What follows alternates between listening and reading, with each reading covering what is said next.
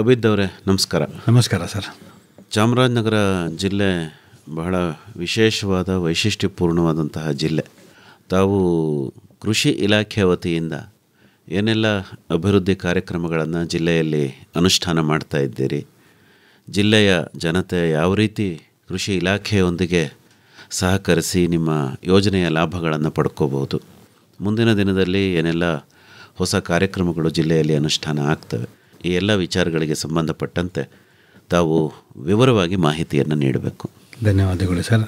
ಕೃಷಿ ಇಲಾಖೆಯಲ್ಲಿ ಮುಖ್ಯವಾಗಿ ಬಿತ್ತನೆ ಬೀಜ ಈಗ ಏನು ನಮಗೆ ಬೇಕಾಗ್ತದೆ, ಪೂರ್ವ ಮುಂಗಾರು ಮತ್ತು ಮುಂಗಾರು ಹಂಗಾಮಿಗಳಲ್ಲಿ ನಮಗೆ ರೈತರಿಗೆ ಏನೇನು ಬೇಕು ಆ ಬಿತ್ತನೆ ಬೀಜ ವಿತರಣೆ ಎಲ್ಲ ರೈತ ಸಂಪರ್ಕ ಕೇಂದ್ರಗಳಲ್ಲಿ ನಡೀತಾ ಇದೆ. ಸಾಕಷ್ಟು ದಾಸ್ತಾನು ಇದೆ. 50% ರಿಯಾಯಿತಿ ದರದಲ್ಲಿ ಭತ್ತ, ರಾಗಿ, ಜೋಳ, ಮುಸ್ಕಿನ ಜೋಳ, ಅಲಸಂದೆ, ಉದ್ದು, ಹೆಸರು ಎಲ್ಲ ನಾವು ವಿತರಣೆ ಮಾಡ್ತಾಯಿದ್ದೀವಿ. ರೈತರು ಇದರ ಉಪಯೋಗ ಪಡ್ಕೋತಾ ಇದ್ದಾರೆ. ತದನಂತರ ಸಸ್ಯ ಸಂರಕ್ಷಣಾ ಔಷಧಿಗಳು ಕೂಡ ನಾವು 50% ರಿಯಾಯಿತಿ ದರದಲ್ಲಿ ನಾವು ಕೊಡ್ತಾ ಇದ್ದೀವಿ. ನೀರಲ್ಲಿ ಕರಗಿಸುವ ಅಂದರೆ ವಾಟರ್ ಸಾಲ್ಯೂಬಲ್ ಫರ್ಟಿಲೈಸರ್ಸ್, ನೀರಲ್ಲಿ ಕರಗಿಸುವ ಲಘು ಪೋಷಕಾಂಶಗಳ ಮಿಶ್ರಣ, ಇದು ಕೂಡ 50% ರಿಯಾಯಿತಿದಲ್ಲಿ ನಾವು ಕೊಡ್ತಾ ಇದ್ದೀವಿ ಸರ್. ಸಸ್ಯ ಸಂರಕ್ಷಣಾ ಔಷಧಿ ಕ್ಲೋರೋಪರಿಫಾಸು ಇಂಥವೆಲ್ಲ ಅದೇ ಹಂಗಾಮಿಗೆ ತಕ್ಕಂತೆ ರೈತರ ಬೇಡಿಕೆಯಂತೆ ಎಮಾಮೆಕ್ಟಿನ್ ಬೆಂಜೋಯೇಟ್ ಇಂಥವೆಲ್ಲ ನಾವು ಕೊಡ್ತಾ ಇದ್ದೀವಿ ಸರ್. ಬೀಜೋಪಚಾರ ಆಂದೋಲನ ಅಂಥೇಳಿ ಈ ಬಿತ್ತನೆಗೆ ಮುಂಚೆ ನಾವು ಎಲ್ಲ ಟ್ರೈಕೋಡರ್ಮಾ ಅಥವಾ ಈ ಸಸ್ಯ ಸಂರಕ್ಷಣಾ ಔಷಧಿಯಿಂದ ಬಿತ್ತನೆ ಬೀಜೋಪಚಾರ ಮಾಡಿದ್ರೆ ಅದಕ್ಕೆ ಮುಂದಿನ ದಿನಗಳಲ್ಲಿ ಯಾವುದೇ ರೋಗ ಬಾಧೆಗಳು ಇರೋದಿಲ್ಲ. ಹಾಗಾಗಿ ಟ್ರೈಕೋಡರ್ಮಾ ವಿರಿಡೆ ಅಂಥೇಳಿ ನಾವು ಇದು ಸೂಕ್ಷ್ಮ ಜೀವಾಣುಗಳಿಂದ ಬೀಜೋಪಚಾರ ಮಾಡಲಿಕ್ಕೆ ರೈತರಲ್ಲಿ ಆಂದೋಲನ ಕೂಡ ತರಬೇತಿ ಮೂಲಕ ನಾವು ಹಂಗಾಮುಗಳಲ್ಲಿ ಮಾಡ್ತಾಯಿದ್ದೀವಿ ಸರ್. ಇದಲ್ಲದೆ ಹೊಸದಾಗಿ ಹೋದ ವರ್ಷ ಅಂದರೆ 2023-24ನೇ ಸಾಲಿನಲ್ಲಿ ಕೃಷಿ ಭಾಗ್ಯ ಯೋಜನೆ ಅಂತೇಳಿ 2014ನೇ ಸಾಲಿನಲ್ಲಿ ನಮ್ಮ ಇಲಾಖೆ ಅನುಷ್ಠಾನ ಮಾಡ್ತಾಯಿದ್ವು. ಈ ವರ್ಷ ಕಳೆದ ವರ್ಷ ಕೂಡ ನಾವು ಒಂದು ತಾಲೂಕಿಗೆ 70 ಸಂಖ್ಯೆ ಅಂತೆ ನಾವು ಗುರಿ ಇಟ್ಕೊಂಡು ನಾವು ಮಾಡಿದ್ವಿ. ಇದರಲ್ಲಿ ಮುಖ್ಯವಾಗಿ ಕೃಷಿ ಹೊಂಡ. ಈ ಮಳೆ ಹಿಂದೆ ಮುಂದೆ ಆದರೆ ನಮಗೆ ಸಂದಿಗ್ಧ ಪರಿಸ್ಥಿತಿಗಳಲ್ಲಿ ಹೂ ಬಿಡೋ ಟೈಮಲ್ಲಿ, ಕಾಯಿ ಒಡೆಯೋ ಟೈಮಲ್ಲಿ, ಕಾಯಿ ಬಲಿಯೋ ಟೈಮಲ್ಲಿ, ಇಂಥ ಟೈಮಲ್ಲಿ ನೀರಿನ ಅವಶ್ಯಕತೆ ಇರ್ತದೆ. ಈ ಖುಷ್ಕಿ ಪ್ರದೇಶಗಳಲ್ಲಿ ಸ್ವಲ್ಪ ಮಳೆ ಏರ್ಪೇರಾಗುತ್ತೆ, ಹಿಂದೆ ಮುಂದೆ ಆಗುತ್ತೆ. ಅಂಥ ಸಮಯದಲ್ಲಿ ಒಂದು ಸಣ್ಣ ಕೃಷಿ ಹೊಂಡ ಮಾಡಿಕೊಂಡ್ರೆ ರೈತರಿಗೆ ಬಹಳ ಅನುಕೂಲ ಆಗುತ್ತೆ. ರೈತರಿಗೆ ಇಚ್ಛೆಯಂತೆ ಅವರು ಜಾಗ ಎಷ್ಟಿದೆ ನೋಡಿಕೊಂಡು ಕೆಲವರು 12 ಮೀಟರ್ ಅಗಲ ಮತ್ತು ಉದ್ದ ಮತ್ತು 3 ಮೀಟರ್ ಆಳದಲ್ಲಿ ಇದು ಕನಿಷ್ಠ ಮಾಡ್ತಾಯಿದ್ದಾರೆ. ದೊಡ್ಡ ರೈತರು 21 ಮೀಟರ್ ಕೂಡ ನಾವು ಮಾಡ್ಕೋಬೋದು, ಅವ್ರಿಗೆ ಅವಕಾಶ ಇದೆ. 21/3 ಮೀಟರ್ ಅವರು ಮಾಡಿಕೊಂಡ್ರೆ ಅದಕ್ಕೆ ಮಳೆ ನೀರು ಶೇಖರಣೆ ಮಾಡ್ಕೊಳ್ಳೋದು. ತುಂತುರು ನೀರಾವರಿ ಅಥವಾ ಹನಿ ನೀರಾವರಿ ಅವ್ರು ಯಾವ ಪದ್ಧತಿ ಮಾಡ್ಕೋತಾರೆ ಅದು ಕೂಡ ನಾವು ಇಲಾಖೆಯಿಂದ 90% ರಿಯಾಯಿತಿ ದರದಲ್ಲಿ ಎಲ್ಲ ರೈತರಿಗೆ, ಜನರಲ್ ರೈತರಿಗೆ, SC/ST ರೈತರಿಗೆ, ಎಲ್ಲ ರೈತರಿಗೆ ಈ ತುಂತುರು ನೀರಾವರಿ ನಾವು 90% ರಿಯಾಯಿತಿದಲ್ಲಿ ನಾವು ಕೊಡ್ತಾ ಇದ್ದೀವಿ.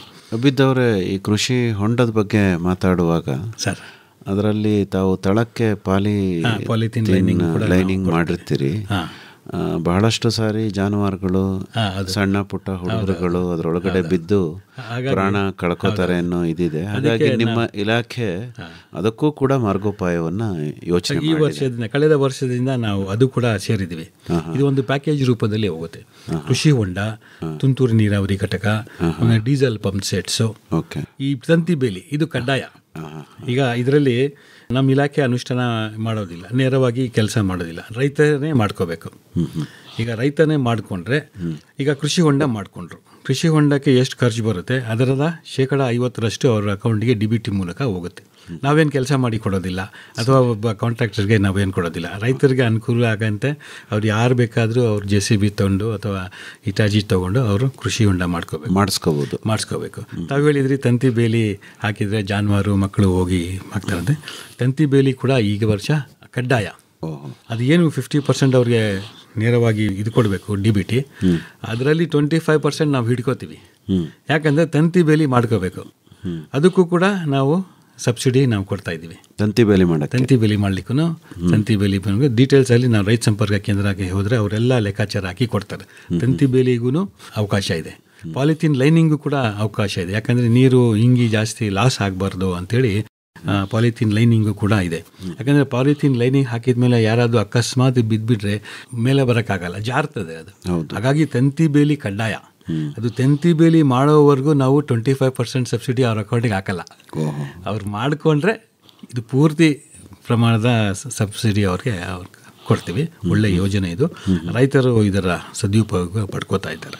ಅಂದರೆ ನಿಮ್ಮ ಚಾಮರಾಜನಗರ ಜಿಲ್ಲೆಯಲ್ಲಿ ವಿಶೇಷವಾಗಿ ಗುಂಡ್ಲುಪೇಟೆ ಹೌದೌದು ಅಲ್ವಾ? ಹೌದು. ಆಮೇಲೆ ಚಾಮರಾಜನಗರ ಗುಂಡ್ಲುಪೇಟೆ ಜಾಸ್ತಿ ಮಾಡ್ತಾರೆ. ಆನೂರು ಭಾಗದಲ್ಲಿ ಮಾಡ್ತಾರೆ. ಈ ಯಳಂದೂರು ಭಾಗದಲ್ಲಿ ಕಡಿಮೆ, ನೀರಾವರಿ ಇರೋದ್ರಿಂದ ಅವ್ರಿಗೆ ಕೃಷಿ ಪ್ರದೇಶ ಕಡಿಮೆ ಇರೋದ್ರಿಂದ ಭತ್ತ ಹೋಗ್ತಾರೆ. ಯಾರ್ಯಾರು ಭತ್ತ ಜಾಸ್ತಿ ಬೆಳೀತಾರೆ ಅವರು ಇದು ಕೃಷಿ ಹೊಂಡ ಮಾಡ್ಕೊಳ್ಳೋಕ್ಕೆ ಹಿಂದೇಟಾಗ್ತಾರೆ. ಪೂರ್ತಿ ಒಣ ವಲಯ ಇದ್ದರೆ ಅದಕ್ಕೆ ರೈತರು ಇಚ್ಛೆ ಪಡ್ತಾರೆ. ಇದು ಕೃಷಿ ಭಾಗ್ಯ ಯೋಜನೆ ಅಂತೇಳಿ. ಮತ್ತು ಈಗ ರಾಷ್ಟ್ರೀಯ ಕೃಷಿ ವಿಕಾಸ್ ಯೋಜನೆ ಅಂತಿದೆ. ಇದರಲ್ಲಿ ಸಮಗ್ರ ಕೃಷಿ ಪದ್ಧತಿ ಅಂತೇಳಿ ಇಂಟಿಗ್ರೇಟೆಡ್ ಫಾರ್ಮಿಂಗ್ ಸಿಸ್ಟಮ್ ಅಂತೇಳಿ ಏನು ಸಣ್ಣ ಒಂದು ರೈತರ ಅಲ್ಪ ಜಮೀನುಗಳಲ್ಲಿ ಅವ್ರೇನು ಮಾಡ್ಕೋತಾರೆ. ಈ ಕೃಷಿ ಹೊಂಡ, ಕಂದಕದೊಂದಿಗೆ ಬದು ನಿರ್ಮಾಣ ಅಥವಾ ಜಾನುವಾರುಗಳು ಇಟ್ಕೊಂಡ್ರೆ ಇದಕ್ಕೆ 50% ಅವರು ಸ್ವಂತನ ಅವನೇ ಮಾಡ್ಕೋಬೇಕು. ರೈತನೇ ಮಾಡಿಕೊಂಡ್ರೆ ಅವ್ರಿಗೆ ಇವೆಲ್ಲ ಸಮಗ್ರವಾಗಿ ಏನೇನು ಬೇರೆ ಬೇರೆ ಘಟಕಗಳು ಮಾಡ್ಕೋತಾರೆ ಅವ್ರಿಗೆ ಲೆಕ್ಕಾಚಾರ ಹಾಕಿ 50% ರಿಯಾಯಿತಿ ಅವ್ರ ಅಕೌಂಟಿಗೆ DBT ಮೂಲಕ ಹೋಗುತ್ತೆ. ಎಲ್ಲ ಈ ಕೆಲಸ ಕಾರ್ಯಗಳಿಗೆ ರೈತನೇ ಮಾಡ್ಕೋಬೇಕು. ಮಾಡಿಕೊಂಡ್ರೆ ಅವ್ರಿಗೆ 50% ಅಷ್ಟು ನಾವು ಬಿಫೋರ್, ಡ್ಯೂರಿಂಗ್ ಆ್ಯಂಡ್ ಆಫ್ಟರ್, ಅಂದರೆ ಕೆಲಸ ಆಗೋದಕ್ಕಿಂತ ಮುನ್ನ, ಅಂದರೆ ಕೆಲಸ ಆಗುವ ಸಮಯದಲ್ಲಿ, ಕೆಲಸದ ನಂತರ ಸಮಯದಲ್ಲಿ ಈ 3 ಹಂತದ ಫೋಟೋಗಳು ನಾವು ಆನ್ಲೈನಲ್ಲಿ ಅಪ್ಡೇಟ್ ಮಾಡ್ತೀವಿ. ಅಪ್ಡೇಟ್ ಮಾಡಿ ಇವ್ರದ್ದೆಲ್ಲ ಅಕೌಂಟ್ ಡೀಟೇಲ್ಸ್ ಎಲ್ಲ ಕೇಂದ್ರ ಕಚೇರಿಗೆ ಕಳಿಸಿದ್ರೆ ಇವೆಲ್ಲ ಫೋಟೋ ನೋಡಿಕೊಂಡು ಅವರು ಅವ್ರ ಅಕೌಂಟ್ಗೆ ನೇರವಾಗಿ DBT ಮೂಲಕ ಅವ್ರ ಅಕೌಂಟ್ಗೆ ರಿಯಾಯಿತಿ ದರದ ಹಾಕ್ತಾರೆ. ಇದಲ್ಲದೆ ಈಗ ಈ ಫೋಟೋ ತೆಗಿಯೋದು, ಅದನ್ನು ಅಪ್ಲೋಡ್ ಮಾಡೋದು ಯಾರು ಮಾಡೋದು? ನಾವೇ ಮಾಡ್ತೀವಿ. ಕೃಷಿ ಇಲಾಖೆ ಸಿಬ್ಬಂದಿಗಳನ್ನೇ ಮಾಡ್ತೀವಿ. ಓಕೆ, ಅವ್ರು ಇನ್ಫಾರ್ಮ್ ಮಾಡ್ಬೇಕು ನಿಮಗೆ, ಅವ್ರಿಗೆ ಇನ್ಫಾರ್ಮ್ ಈ ಥರ ಕೆಲಸ ರೈತರು ಬಂದು ರೈತ ಸಂಪರ್ಕ ಮಾಡಿ ನಾವು ಇಂಥ ಸಮಗ್ರ ಕೃಷಿ ಪದ್ಧತಿ ಅಳವಡಿಸ್ಕೋತೀವಿ ಅಂದರೆ ಅವ್ರಿಗೆ ಇದಕ್ಕೆ ಅವಕಾಶ ಇದೆ. ಮೊದಲೇ ನೋಂದಣಿ ಮಾಡ್ಕೋಬೇಕು. ನೋಂದಣಿ ಮಾಡಿಕೊಂಡು ಒಂದು ಪ್ರೀ ಸರ್ವೆ ಮಾಡ್ಕೋಬೇಕು. ಆಮೇಲೆ ಇಂಪ್ಲಿಮೆಂಟೇಷನ್ ಅವರೇ ಮಾಡ್ಕೋಬೇಕು. ಈ ನೋಂದಣಿ ಪ್ರಕ್ರಿಯೆ ಬಗ್ಗೆ ಹೇಳಿ ಸರ್. ಯಾಕೆಂದರೆ ನಿಮ್ಮ ಇಲಾಖೆ ಯಾವುದೇ ಯೋಜನೆ ಲಾಭ ಪಡಿಬೇಕು ಅಂತಂದರೆ ರೈತರು ಮೊದಲಿಗೆ ನೋಂದಣಿ ಮಾಡ್ಕೋಬೇಕು ಅಂತೀರಿ. FID ಅಂತ ಬರುತ್ತೆ, ಫಾರ್ಮರ್ ID ಅಂತೇಳಿ, ಫ್ರೂಟ್ಸ್ ID ಅಂತ ಹೇಳಿದರೆ ಯಾರ ಹತ್ರ ಇಲ್ಲ ಅವರು ಅವ್ರದ್ದು ಪಹಣಿ, ಒಂದು ಪಾಸ್ಬುಕ್, ಒಂದು ಆಧಾರ್, ಇದು 3 ತೊಗೊಂಡೋದ್ರೆ ರೈತ ಸಂಪರ್ಕ ಕೇಂದ್ರಕ್ಕೆ ಹೋದರೆ ಅಲ್ಲೇ ಆವಾಗಲೇ ಅವರು ಮಾಡಿ ಕೊಟ್ಬಿಡ್ತಾರೆ. ಯಾವುದೇ ಒಂದು ಕೃಷಿ ಇಲಾಖೆಯಲ್ಲಿ ಯೋಜನೆ ಪಡಬೇಕಾದ್ರೆ FID ಕಡ್ಡಾಯ. ಇದು ಯಾಕಾಯಿತು ಅಂದರೆ, FID ಯಾಕಾಯ್ತು ಅಂದರೆ ಕೃಷಿ ಇಲಾಖೆಯಿಂದ ಸವಲತ್ತು ಪಡ್ಕೋತಾ ಇದ್ರು ಹಿಂದೆ. ಅದೇ ರೈತರು ಬೇರೆ ಬೇರೆ ಇಲಾಖೆಯಿಂದ ಸವಲತ್ತು ಪಡ್ಕೋತಾ ಇದ್ರು. ಒಬ್ಬರೇ ರೈತರು, ಪ್ರಗತಿಪರ ರೈತರು ಅಥವಾ ಹೆಚ್ಚಿನ ಮಾಹಿತಿ ಇರೋ ರೈತರು ಎಲ್ಲ ಇಲಾಖೆಗಳಲ್ಲಿ ಸವಲತ್ತುಗಳು ಪಡ್ಕೋತಾ ಇದ್ರು. ಈ FID ಏನಿದೆ ಯೂನಿಫೈಡ್ ಸಿಸ್ಟಮ್ ಇದೆ.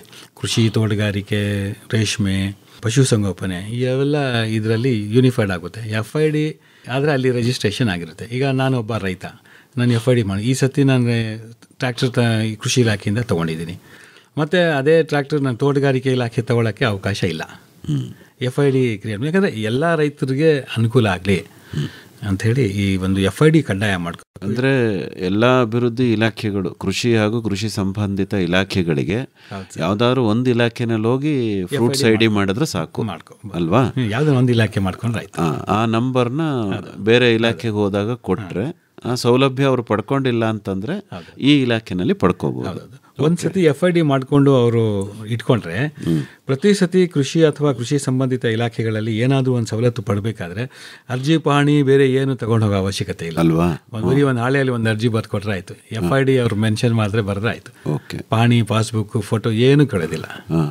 ಇದೊಂದು ಭಾಳ ಅನುಕೂಲ ಆಯಿತು. ಅಂದರೆ ಮುಂಚೆ ಎಲ್ಲ ಪ್ರತಿ ಬಾರಿನೂ ಕೂಡ ಅವರು ಹೋಗಿ RTCಗೋಸ್ಕರ ಕ್ಯೂ ನಿಂತ್ಕೋಬೇಕಿತ್ತು. ಈಗ ಯಾವುದಿಲ್ಲ ಈಗ ಅಲ್ವಾ? ಒಂದು ಸರಿ ಜಮೀನಿನ ದಾಖಲೆಯನ್ನು ಕೊಟ್ಟು ಒಂದು ID ನಂಬರ್ ತಗೊಂಡ್ಬಿಟ್ರೆ ಪದೇ ಪದೇ ದಾಖಲೆಗಳನ್ನು ಸಲ್ಲಿಸೋ ಅಗತ್ಯ ಇಲ್ಲ ಅಲ್ವಾ? ಹೌದು, ID ಕಾರ್ಡು ಪ್ರೊಡ್ಯೂಸ್ ಮಾಡೋ ಹಂಗಿಲ್ಲ. FID ನಂಬರ್ ಇದ್ರೆ ಸಾಕು. ಅಥವಾ FID ನೀವೇನಾದ್ರು ಕಾರ್ಡ್ ಕೊಡ್ತೀರಾ ಸರ್? FID ಕಾರ್ಡ್ ಕೊಡಲ್ಲ, ಒಂದು ನೋಂದಣಿ ನಂಬರ್ ಇರುತ್ತೆ.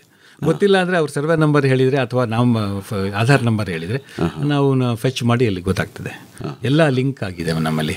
ಓಕೆ, ಹಾಗಾಗಿ ಅದನ್ನು ನಮೂದಿಸಬೇಕಾಗಿರೋದು ಕಡ್ಡಾಯ ಅಲ್ವಾ? ಮತ್ತು ಈಗೇನೋ ನೀವು ಸೀನಿಯಾರಿಟಿ ಅಂತ ಹೇಳ್ತೀರಾ ಸರ್. ಭಾಳಷ್ಟು ಜನ ರೈತರು ಹೇಳ್ತಾರೆ ಈ ಥರ ಸೌಲಭ್ಯಕ್ಕೆ ಹೋದಾಗ ನಿಮ್ದು ಇನ್ನೂ ಸೀನಿಯಾರಿಟಿ ಬಂದಿಲ್ಲ ಅಂತ. ಏನು ಸರ್ ಇದು ಈ ಸೀನಿಯಾರಿಟಿ ನಂಬರ್? ಸೀನಿಯಾರಿಟಿ ಅಂದರೆ ಈಗ ಒಂದು ಕೃಷಿ ಯಾಂತ್ರೀಕರಣ ಯೋಜನೆ, ಇದರಲ್ಲಿ ಒಂದು ರೈತ ಸಂಪರ್ಕ ಕೇಂದ್ರ ಒಂದು ಹೋಬಳಿ ಲೆವೆಲಲ್ಲಿ ಎಲ್ಲರಿಗೂ ಅವಶ್ಯಕತೆ ಇರ್ತದೆ. ಈಗ ರೋಟೋವೇಟರ್ ಎಲ್ಲರಿಗೂ ಅವಕಾಶ ಇದೆ. ಭೂಮಿ ಸಿದ್ಧತೆ ಉಪಕರಣಗಳು, ನಮಗೆ ಬಜೆಟ್ ಸ್ವಲ್ಪ ಕಾನ್ಸ್ಟೆಂಟ್ ಇರುತ್ತೆ. ಅಂದರೆ ಫಸ್ಟ್ ಬಂದು ನೋಂದಣಿ ಮಾಡ್ಕೋಬೇಕು. ಆ ನೋಂದಣಿ ಆ ಪಾಳು ಅವ್ರಿಗೆ ಯಾವಾಗ ಬರುತ್ತೆ ಆವಾಗ ಅವ್ರಿಗೆ ಕೊಡ್ತೀವಿ. ಆಮೇಲೆ ಇದರಲ್ಲಿ SC/ST ಯೋಜನೆಯಲ್ಲಿ 90% ರಿಯಾಯಿತಿ ಕೊಡ್ತೀವಿ. ಅದಕ್ಕೆ ಡಿಮಾಂಡ್ ಜಾಸ್ತಿ ಇರುತ್ತೆ. ಹಾಗಾಗಿ ಅದು ಜಾಸ್ತಿ ವೆಯ್ಟ್ ಮಾಡಬೇಕು, 1 ವರ್ಷ 2 ವರ್ಷ ಕಾಯಬೇಕಾಗ್ತದೆ. ಎಲ್ಲರಿಗೂ ಕೊಡ್ತೀವಿ. ಆಮೇಲೆ ಇದು ಕೆಲವೊಂದು ಇದರಲ್ಲಿ ಈಗ ತುಂತುರು ನೀರಾವರಿ ಅಥವಾ ಹನಿ ನೀರಾವರಿಯಲ್ಲಿ ನಾವು ಆವಾಗಲೇ ಕೊಟ್ಬಿಡ್ತೀವಿ. ಅದೇ ವರ್ಷದಲ್ಲಿ ಅದೇ ತಿಂಗಳಲ್ಲಿ ಅರ್ಜಿ ಯಾವಾಗ ಕೊಡ್ತಾರೆ ಆವಾಗಲೇ ಕೊಡ್ತೀವಿ. ಕೃಷಿ ಯಾಂತ್ರೀಕರಣದಲ್ಲಿ ಹೆಚ್ಚಿನ ಒಂದು ಡಿಮಾಂಡ್ ಇರೋದ್ರಿಂದ ಈ ಒಂದು ಎಲ್ಲರಿಗೂ ಸಿಗಲಿ ಅಂತ ಆ ಉದ್ದೇಶದಿಂದ seniority list, online seniority list ಎಲ್ಲ ರೈತ ಸಂಪರ್ಕ ಕೇಂದ್ರಗಳಲ್ಲಿ ಮೇಂಟೈನ್ ಮಾಡ್ತೀವಿ. ಅಂದರೆ ಆನ್ಲೈನಲ್ಲೇ ಆನ್ಲೈನೇ ಆಗೋದು ಅದು ಅಲ್ವಾ? ಆನ್ಲೈನ್ ಮಾಡೋದು. ಅಂದರೆ ಅರ್ಜಿನ ತಾವು ಆನ್ಲೈನಲ್ಲಿ ಸಲ್ಲಿಸ್ತೀರಿ, ಅದೇ ಸೀನಿಯಾರಿಟಿ ಲಿಸ್ಟ್ನ ಆನ್ಲೈನ್ ವರ್ಕ್ ಆರ್ಡರ್ ಕೂಡ ಆನ್ಲೈನಲ್ಲೇ ಕೊಡೋದು. ಓಹೋ. ಕಿಸಾನಲ್ಲಿ ವರ್ಕ್ ಆರ್ಡರ್ ಕೂಡ ಆನ್ಲೈನ್. ಏನು ಸರ್ ಅದು ಕಿಸಾನ್ ಅಂದರೆ? ಕರ್ನಾಟಕ ಕೃಷಿ ಇನ್ಫಾರ್ಮೇಷನ್ ಸಿಸ್ಟಮ್ ಆ್ಯಂಡ್ ನೆಟ್ವರ್ಕಿಂಗ್ ಅಂತೇಳಿ ಸಮಗ್ರವಾಗಿ ಎಲ್ಲ ಮಾಹಿತಿ ಅದರಲ್ಲಿರುತ್ತೆ. ಕಿಸಾನ್ ಮೂಲಕನೇ ಲೈಸೆನ್ಸಸ್ ಕೊಡೋದು. ಫರ್ಟಿಲೈಸರ್ಸು, ಸೀಡ್ಸು, ಬಿತ್ತನೆ ಬೀಜ, ಔಷಧಿ ಅಂಗಡಿಗಳು, ಆಮೇಲೆ ಈ ರಸಗೊಬ್ಬರ ಅಂಗಡಿಗಳು, ಇದಕ್ಕೂ ಕೂಡ ಲೈಸೆನ್ಸ್ ಆನ್ಲೈನ್ ಅಂದರೆ ಕಿಸಾನ್ ಮೂಲಕ ಆನ್ಲೈನಲ್ಲೇ ಲೈಸೆನ್ಸ್ ಸಿಸ್ಟಮ್ ಮಾಡೋದು. ಪ್ರತಿಯೊಂದು ಪಾರದರ್ಶಕತೆ ಹೆಚ್ಚಾಗ್ತಾ ಇದೆ ನಮ್ಮ ಇಲಾಖೆಯಲ್ಲಿ ಅಲ್ವಾ? ಆಮೇಲೆ QR ಕೋಡ್ ಕೂಡ ನಾವು ಕೊಡ್ತೀವಿ. ಯಾವುದನ್ನ ತಾವು ಒಂದು ಮಾಲ್ಗೆ ಹೋದರೆ, ಒಂದು ಸೂಪರ್ ಮಾರ್ಕೆಟ್ ಹೋದರೆ ಅವರು ಸ್ಕ್ಯಾನಿಂಗ್ ಮಾಡಿ ನಿಮಗೆ ಮೊಬೈಲ್ಗೆ ಮೆಸೇಜ್ ಬರುತ್ತೆ, ನೀವು ಇಷ್ಟದು ಶಾಪಿಂಗ್ ಮಾಡಿದ್ದೀರಾ ಅಂತ. ಈ ಬಿಲ್ಲು ಬರುತ್ತೆ. ನಮ್ಮಲ್ಲಿ ಅದೇ ಥರ ನೀವೇನಾದರೂ ತೊಗೊಂಡಿದ್ರೆ ಅದು QR ಕೋಡ್ ಸ್ಕ್ಯಾನ್ ಮಾಡಿ ರೈತರ FID ಅಂತ ನಾನು ಹೇಳಿದ್ನಲ್ಲ, FIDಯಲ್ಲಿ ಅವ್ರದ್ದು Aadhaar number, phone number, survey number ಎಲ್ಲ ಅದರಲ್ಲಿ ಇರ್ತದೆ. ಆ ಫೋನ್ ನಂಬರ್ಗೆ ಏನು ರಿಜಿಸ್ಟ್ರೇಷನ್ ಮಾಡಿರ್ತಾರೆ FIDಯಲ್ಲಿ ಆ ನಂಬರ್ಗೆ ಮೆಸೇಜ್ ಹೋಗುತ್ತೆ. ತಾವು ಈಗ 300 ರೂಪಾಯಿದು ನೀವು ವಸ್ತು ತೊಗೊಂಡಿದ್ದೀರಿ, ಇದರಲ್ಲಿ 150 ರೂಪಾಯಿ ನಿಮ್ಮ ಭಾಗ, 150 ರೂಪಾಯಿ ಸರ್ಕಾರದ ಒಂದು ರಿಯಾಯಿತಿ ಅಂಥೇಳಿ ಮೆಸೇಜ್ ಹೋಗುತ್ತೆ. ಈ ಥರ QR ಕೋಡ್ ಕಳೆದ ವರ್ಷದಿಂದ ನಾವು ಮಾಡ್ತಾ ಇದ್ದೀವಿ. ಅಂದರೆ ರೈತರುಗಳಿಗೆ ಇದರ ಒಂದು ಉಪಯೋಗ ಇದೆ. ಅವ್ರಿಗೆ ಮಾಹಿತಿ ಇದೆಯಾ? ಮಾಹಿತಿ ಇದೆ. ಯಾರು ಸಂಪರ್ಕದಲ್ಲಿದ್ದಾರೆ, ಇಲಾಖೆ ಸಂಪರ್ಕದಲ್ಲಿ ಅವ್ರ ಮಾಹಿತಿ ಇದೆ. ಕೆಲವರು ಅಮಾಯಕರಿಗೆ ಗೊತ್ತಾಗಲ್ಲ ಪಾಪ, ಅವರು ಹೊಲ ಬಿಟ್ಟು ಹೊರಗಡೆ ಹೋಗಲ್ಲ. ಅಂದರೆ ಬಟ್ ಇವೆಲ್ಲ ಬಟನ್ ಮೊಬೈಲು ಅದಕ್ಕೂ ಬರುತ್ತಾ ಅಥವಾ ಆಂಡ್ರಾಯ್ಡ್ ಮೊಬೈಲೇ ಇಟ್ಕೊಂಡು ಮೆಸೇಜ್ ಬರುತ್ತೆ? ಮೆಸೇಜ್ ಎಲ್ಲ ಇದಕ್ಕೆ ಬರುತ್ತೆ ಅಲ್ವಾ? ಬಟನ್ ಮೊಬೈಲ್ ಇದ್ರೂ ಬರುತ್ತೆ. ಮೆಸೇಜ್ ಬರೋಕ್ಕೇನು ಸ್ಮಾರ್ಟ್ ಫೋನ್ ಬೇಕಾಗಿಲ್ಲ. ಅದನ್ನೇ ಆದರೂ ರೈತರು ಸ್ಮಾರ್ಟ್ ಆಗಬೇಕು ಅನ್ನೋ ರೈತರು ಸ್ಮಾರ್ಟ್ ಆಗಿದ್ದಾರೆ, ಆಲ್ರೆಡಿ ಆಗಿದ್ದಾರೆ.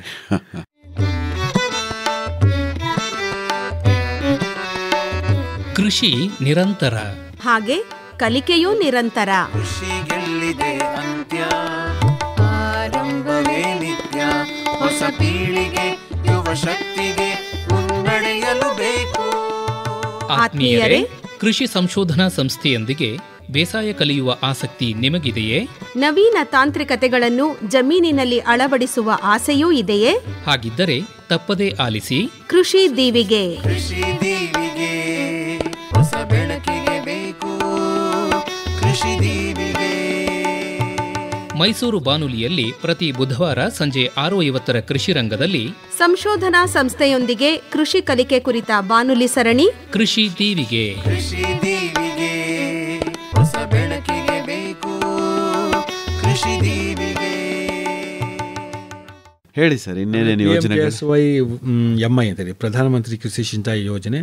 ಇದರಲ್ಲಿ ಸೂಕ್ಷ್ಮ ನೀರಾವರಿ ಅಂತೇಳಿ, ಇದರಲ್ಲಿ ತುಂತುರು ನೀರಾವರಿ ಘಟಕಗಳು 90% ರಿಯಾಯಿತಿ ಇದರಲ್ಲಿ ಎಲ್ಲ ವರ್ಗದ ರೈತರಿಗೆ.